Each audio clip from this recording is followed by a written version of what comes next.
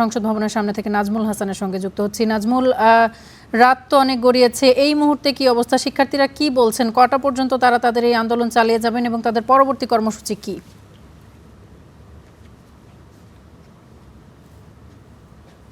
কয়টা পর্যন্ত তারা তাদের এই কর্মসূচি চালিয়ে যাবেন সেটা কিন্তু নির্দিষ্ট সময়সূচি তারা দেয়নি, তবে তারা যে দাবিগুলো দিয়েছিল সেই দাবিগুলো কিন্তু সকালে যে আন্দোলন শুরু হয়েছিল অর্থাৎ 11টার দিকে তারা সায়েন্স ল্যাব থেকে যে আন্দোলন অবস্থান কর্মসূচি শুরু করেছিলেন মূলত তিনটি দাবিতে। প্রথম দাবিটি যদি বলতে চাই, তারা একটি আলটিমেটাম দিয়েছিল, সেটা হচ্ছে শিক্ষামন্ত্রীর পদত্যাগ তারা দাবি করেছেন। তাছাড়া গতকাল যে পরীক্ষা হয়েছে বৈরী আবহাওয়ায় সেই পরীক্ষাটি তারা বাতিল দাবি করেছেন।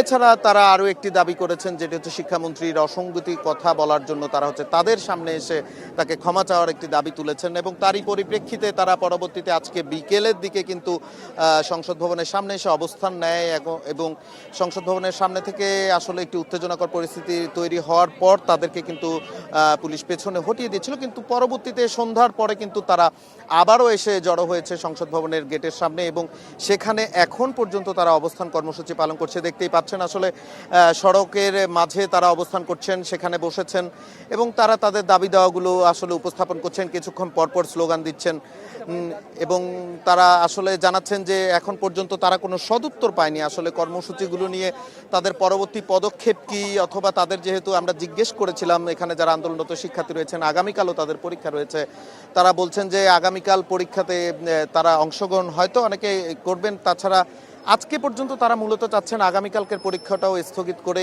এই পরীক্ষাগুলো মূলত হচ্ছে পরীক্ষা শেষ হওয়ার পরে, এখন যে রুটিন আছে সেই রুটিনের পরে অর্থাৎ পরীক্ষাটা শেষ হওয়ার পরে তারা পরীক্ষাগুলো নিয়ে নতুন একটি রুটিনের দাবি তারা করছেন এবং তারা একটি গ্রুপের সাথে আমরা কথা বলছিলাম, কয়েকজন মিলে তারা কিন্তু শিক্ষামন্ত্রীর কাছে দেখা করার জন্য সংসদের ভেতরে একটি গ্রুপ গিয়েছিলেন, কিন্তু তারা সদুত্তর পাননি এবং তিনিও দেখা করেননি, তারা যেমনটা জানিয়েছিলেন আমাদের কাছ থেকে। এবং এখন পর্যন্ত তারা এখান থেকে সরে যাওয়ার কোনো আমরা ঘোষণাও পাইনি, তারাও আমাদেরকে জানাননি। তারা বলেছেন যে এখানে তারা অবস্থান কর্মসূচি পালন করবেন যতক্ষণ পর্যন্ত তারা সদুত্তর না পায়। তামান্না। নাজমুল, ধন্যবাদ আপনাকে আমাদের সঙ্গে যুক্ত হওয়ার জন্য। দর্শক, সংসদ ভবনের সামনে থেকে নাজমুল হাসান আমাদের সঙ্গে যুক্ত হয়েছিলেন। শিক্ষার্থীদের বিক্ষোভ কর্মসূচি নিয়ে তিনি আমাদেরকে জানাচ্ছিলেন।